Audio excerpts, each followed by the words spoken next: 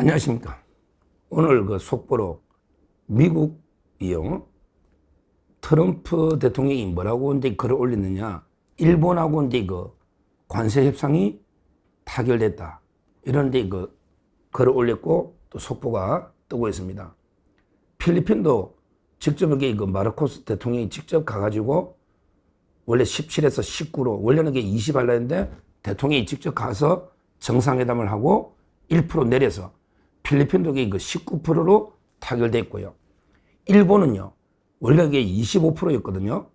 그런데 이거 15%로 대폭 10%가 이게 그 하락을 한 거예요. 일본의 그 이시바 총리가 지금 최근에 그 참의원 선거에서 참패해가지고 상당히 그 입지가 흔들흔들 위태로운데 그래도 이게 그 트럼프 대통령 만났죠. 만났고 이번에 이거 협상을 해가지고요. 결국은 이제 이거 10%나 대폭 낮췄습니다. 그리고 이제 이거 일본이요. 일본이 미국에 투자를요. 얼마 하느냐. 5,500억 달러를 투자한답니다. 이거는 이게 서로 도움되는 거지. 이거는 일방적인 양보가 아니에요. 투자라는 건 이게 서로 윈윈이기 때문에 일본이 오히려 우리가 지금 경계를 해야 되는 거예요. 일본이 US 스틸 미국 그 철강에서도 인수하고 계속 투자하는 게요. 우리한테는 이게 오히려 치명타입니다. 모든 게 그 조선이나 이게 일본으로 갈 수가 있거든요. 일본이 미국에 5,500억 달러, 우리나라 돈으로 이제 그 759조입니다. 대단하네.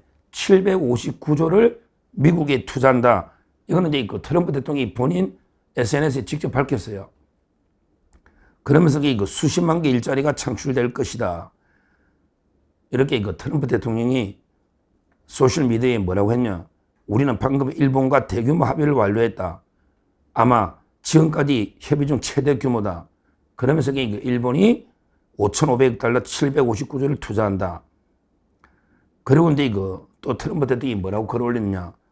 아마 가장 중요한 것은 일본이 자동차와 트럭, 쌀과 일본 농산물 등에서 자국 시장을 또 개방한다. 쌀이나 일본 농산물을 자국 시장을 미국이 개방하는. 그래서 이제 관세가 대폭 15%로 축소된 거예요. 이제 주요 나라 간혹 협상이 끝났잖아요. 중국은요, 히토류가 있거든요. 제가 이게 국제통상 전문가들 계속 저 동기들이 많다 그랬잖아요. 보면 중국은 히토류라는 아주 강력한 전략 자원이 있습니다. 그러니까 미국도 함부로는 못해. 히토류에게 딱 수출을 금지하면요.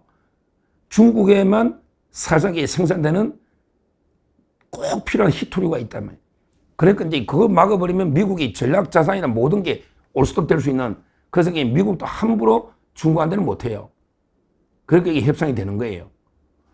일본도 됐고, 필리핀, 전부 이게 됐죠. 그럼 이게 남아있는 게 누구다? EU도 되고 누구다? 바로 이게 브라질하고 한국입니다. 제가 그랬잖아. 트럼프 대통령이 가장 미워하는 똑같잖아. 구조가 브라질은 이게 그냥 50% 때려버리는데, 야, 이러면 이게 그냥 전쟁하자는 거거든요.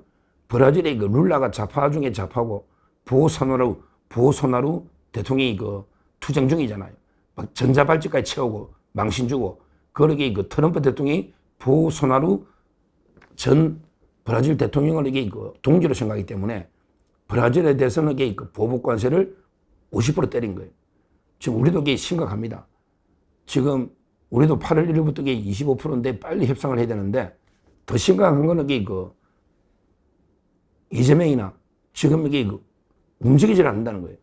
벌써 일본도 이게 총리가 다 협상하고 필리핀도 이게 대통령이 하고 트럼프 대통령은 이게 격에 맞는 탑다운 본인들끼리 정상끼리 딱 타결해서 실무진한 데 가는 탑다운 이런 방식을 선호하는데 그런데 이재명이 제가 알아보니까 이게 이재명이가 뭐 안 가는 건 아니고 트럼프 대통령이 안 만나준다고 합니다. 이게 완전 찍혀버린 거야. 이재명이 이게 가려고 한데 제가 대통령실에 믿을 만한 데 들었는데 이재명이가 이게 뭐 지금 좌파 눈치 봐가지고 안 가는 건 아닌데 트럼프 대통령이 시간이 없대. 누구한테만? 이재명한테만 시간이 없다는 거야. 다른 사람 다 만나지. 이스라엘의 네타냐후 총리 3번이나 만났다고.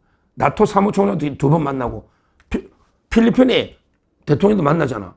근데 이재명이가 만나자면 시간이 없대. 7일 만에 또 스코틀랜드 가버리잖아요.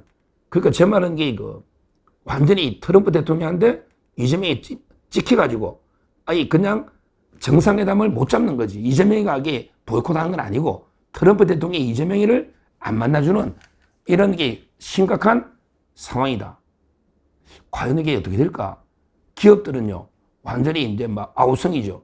특히 일본이 15%면요. 우리하고 일본이 서로 경쟁하는 분야가 얼마나 많아. 대표적인 게 자동차잖아. 또는 조선도 있고 여러 가지 있잖아요. 가전 다 있잖아. 근데 일본이 15%인데 우리는 25%다? 이건 다 문 닫아야 돼요. 지금 벌써 현대차도 지금 대미 수출이 거의 한 80% 이상 감소해버렸다. 지금 이러면 현대차도 우리 국내에서는 문 닫아야 되는 거예요. 전부 미국에 건설하는 거지. 심각한 상황입니다. 이게 누구 때문이다? 트럼프 때문이 아니에요. 이거는 전적으로 이재명 때문에 이재명. 이자가 보세요. 이자가 북한에 몰래 돈을 막 갖다 주가 미국 제재를 어겼잖아. 그러면서 윤석열 대통령이 한미일 공조한다고 해가지고 탄핵을 했잖아요. 그러면서 중국한테는 무조건 쇄시하면서 또 전성절에 지가 처음에 갈 듯이 하더니 겁은 나니까 우원식이 보내니 많이 이러고 있잖아요. 그리고 북한은요 어때요? 진짜 70년 만에 북한이 방송이나 전부 중단시켜서 오늘 김정은이 먼저 만나야 되나? 이런 짓을 하고 있잖아요.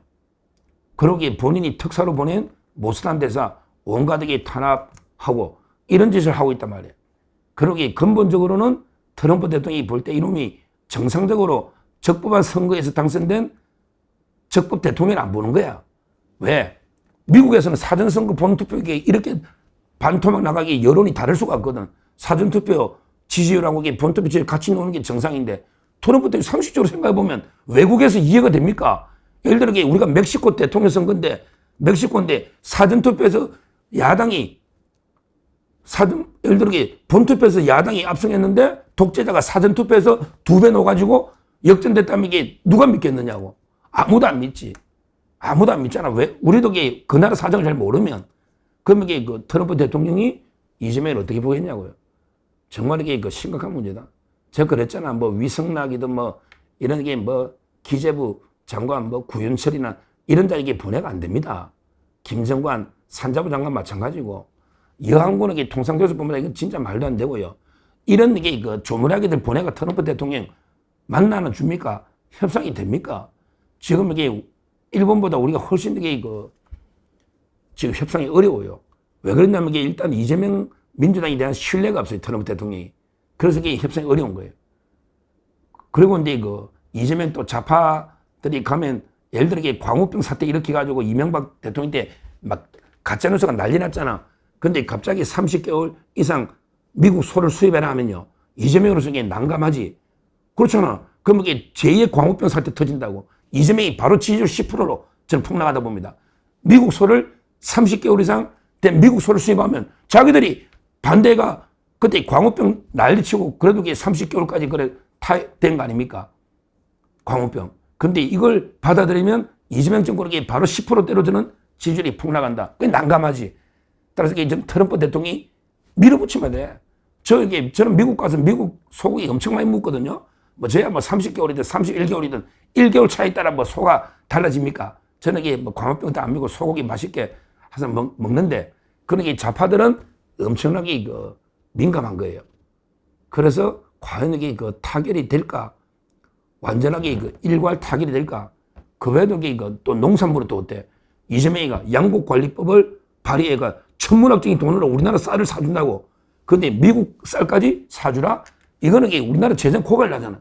그러니까 이재명으로서는 협상이 아주 어려운 쌀은 농민들 문제, 또 소고기는 광우병 좌파들 그 문제부터 지금 심각한 게 한두 개가 아닙니다. 미군 주둔 방위비는 말할 것도 없고요. 따라서 이게 어떻게 될까? 과연 이게 타결이 될까? 특히 이재명이가 한 번도 아직 트럼프 대통령과 제대로 된 통화나 만난 적이 없잖아. 딱 한 번 통화했지. 그건 아무것도 아니고 결국에 한 번도 없는데 일괄 타결이 장관선에서 될까? 저는 상당히 회의적으로 보고요. 이 모든 게 뭐 때문이다? 결국에 이재명이라는 시대의 반미 이런 게 범죄자를 뽑아나니까 우리 기업과 국민이 이런 게 엄청난 고통을 겪고 있는 겁니다. 만에 하나 이거 진짜 타결이 안 돼서 엄청난 관세가 부과되면 이거야말로 이거 이재명에 대한 탄핵 사유다. 이거야말로 이재명이 탄핵할 사유지. 나라가 망하게 생겼는데 일본은 15% 됐잖아. 나라가 망하게 생겼는데 이거는 반드시 이재명을 끌어내릴 탄핵 사유다. 지금이라도 트럼프 대통령이 안 만나주더라도 야 이재명 안 만나주더라도 가라고 가서 그냥 백악관에서 3일 동안 무릎 꿇고 근데 만나달라고 빌든지 가라 말이야.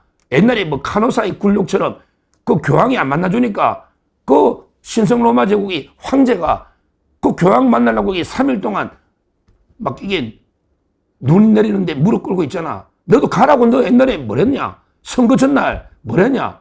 트럼프 가랑이 속을 기간다 했잖아.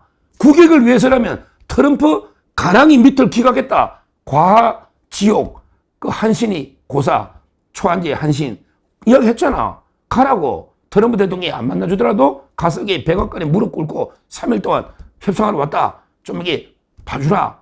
이렇게 해라 말이지. 국익을 위해서라면 가랑이 속도 기가는데 하여튼 말만 진짜 그 심각한 상황이다. 이렇게 말씀드리고 빨리 진짜 우리 만약에 협상이 안 돼서 기업들이 우리 국민이 엄청난 피해를 본다면 이건 전적으로 이재명 책임이기 때문에 바로 탄핵 사유로 끌어내려야 된다. 이렇게 말씀드립니다. 감사합니다.